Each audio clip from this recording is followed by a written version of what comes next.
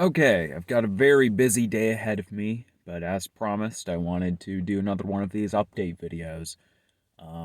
Right now, not many people are watching them, but I know that in the future, if someone comes across my channel, if I get to a point where I have more subscribers, more regular viewers, these kind of regular updates will be very valuable because I'll be able to basically have documentation of what my routine was and where I was at the time, and people have a solid anecdote.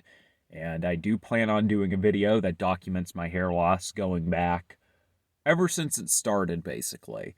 Um, I've compiled a bunch of photos from when I was like a kid, basically, from 2008. I born in 1995, so 2000 from 2008, and then in 2015 I started noticing I was losing my hair. So I'm going to put together a video like that. Maybe also include some of the hairlines of family members. And as you can see right now, I got my hair cut short. So it's actually, in some ways, I mean, it looks pretty recessed at the temples, obviously, but in some ways it looks like a little bit better than it probably should, just because when the hair's short, it's sort of like it can, I don't even know what you call it, like flare out a little bit. Um, but yeah, I put Rogaine on this morning, and right now, oh, what is my routine right now? See, I've been doing so many other things. I've been studying programming and seeing how to get a job as a JavaScript developer and how I go about doing that. And then I've also been doing something with another YouTube channel that I run, and uh, trying to think what is my current routine. So a few things I guess have changed. One is I'm not using RU and Stamoxidil and Alpha Tridiol. I shouldn't say I've quit them. I just haven't used them the last 2 days, and the reason being is that I feel like I'm not getting results, but I do want to try RU. I still want to stick with it, just not what I was currently doing. Like I'm thinking maybe the stamoxidine mix with the alpha tridiol just wasn't a good mix. I was seeing some people online saying that if you're going to try RU, you've got to be very particular about doing it right. For example, they said like PG and ethanol liquid. I order that off a site like Minoxidil Max, and then get some RU off a reliable manufacturer, which has been hard as hell to figure out what is good and what's bad because everyone has their different anecdotes. If anyone watches this and has some input, please tell me your story about RU and what worked or what didn't work. Um, there's a manufacturer called, or a store, I haven't looked into it, Analgenic, that I just got a story from a guy where he said that didn't work for him, but it sounded like no treatments worked for him. Um, and he did use a pre-mixed solution. So, and he said basically over the last 2 months he started doing it the right way, and he's going to see if it works, but it just hasn't been enough time. So I just had that interaction in a comment section. Once again, going to the idea of documenting my hair loss, there's so many people who don't keep up with updates consistently. You find all these comments from 2 to 5 years ago of people saying what's going on with them, like either things worked, things didn't work, and inevitably there's those reply comments asking for an update, and usually you don't get a response or you don't see one. This time, I responded to some comment that was 2 years old, and the guy did get back, and he was having problems with basically trying everything. And he replied, and he's like, I'm still having problems with everything. Nothing seems to be working for him. So, either way, I appreciate being able to find those kind of anecdotes because they're difficult to find. People be that consistent. I really wonder how much farther along at least the community's research would be if there were more consistent sources, or if more people were just, I don't know, had that discipline to do this, not to just drop off the bandwagon because either it's working for them or it's not working and they just give up. But like I said, maybe it's like it's working for them and now they're like, well, I guess I don't have to do anything now. Or they just totally forget about updating anyone. I think it's still valuable. I said this in my first video I did.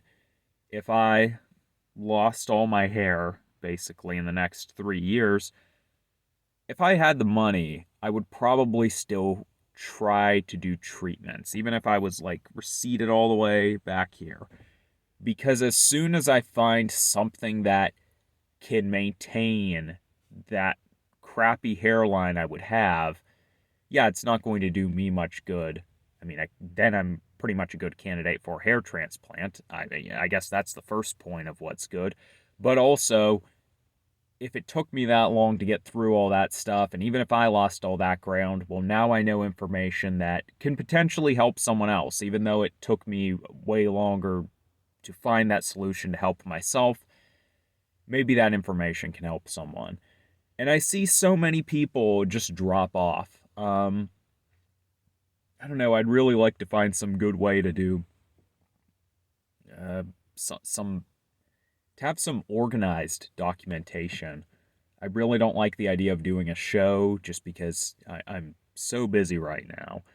But I think that would be kind of cool just to have other people come on and talk about their hair loss, and preferably with pictures from going back years, decades, maybe some family members. I think all that documentation would be a lot more interesting, along with a history of their treatments. Um, yeah, I think that's all I'm going to do for this update video, but there is one more thing I wanted to talk about, and I will do that in a separate video. Oh, wait a minute. I didn't even run through what my routine is. Let me do that before I end. So I'm still taking Dutasteride daily. It's been about, I think, a solid month into that. I do not think that is going to work for me, but we're going to see. Hopefully it does. Um, it's this 0.5 mg, taking it daily. That's generic. Epic Pharma is the manufacturer. And haven't been doing RU and the alpha tradiol thing for the past 2 days. I might hop back on, but more likely than not, when I do hop back on, it's going to be once I've figured out where the heck do you buy all this stuff from, what's the proper methods to do with RU, and I will definitely make a video about my whole RU setup. Even if it turns out to be a failure, I want a failure for me. I want a video out there that someone's looking, what the heck do I do with RU? I'd just like there to be a nice video laying out how you can do that. What's the procedure? Where do you buy it from? How do you store it? How do you store the mixture? How do you store the non-mixed materials like the powder and then the ethanol? I just want a video going over all of that because there really isn't a good collective place for all these resources. And then I've been using Rogaine and tretinoin. I've been using tretinoin only on this one side. Now, at first, it's been a month into using it, but at first I was only using it every 3 days. And after 2 weeks, I started using it every other day. And coming up in 4 days, so this Tuesday, I don't know if that's 4 days or not, coming up pretty soon, I'm going to switch to using it daily. And we'll see how that goes. I think I am getting some darker hairs in here. I think I am getting some regrowth there. And my best piece of evidence there is that someone else said something to me that it looked like I was growing hair there. So that's a good sign. But another thing for comparison is on this side I've been using the microneedle. I don't know, every 5 days at 1.25. and just punching in this area and also treating that side with minoxidil. I want to see if there's any bit of a different result, and I'm going to give that a few months, and I'm guessing the tretinoin side's going to work better, so I might just switch to using tretinoin on both sides. Anyways, as far as why I don't like minoxidil and tretinoin, basically anything focused on minoxidil, is because it isn't a permanent solution. It's just a bandage, basically. So if I can stop my hair loss, I would definitely do everything minoxidil related as possible to make it look better.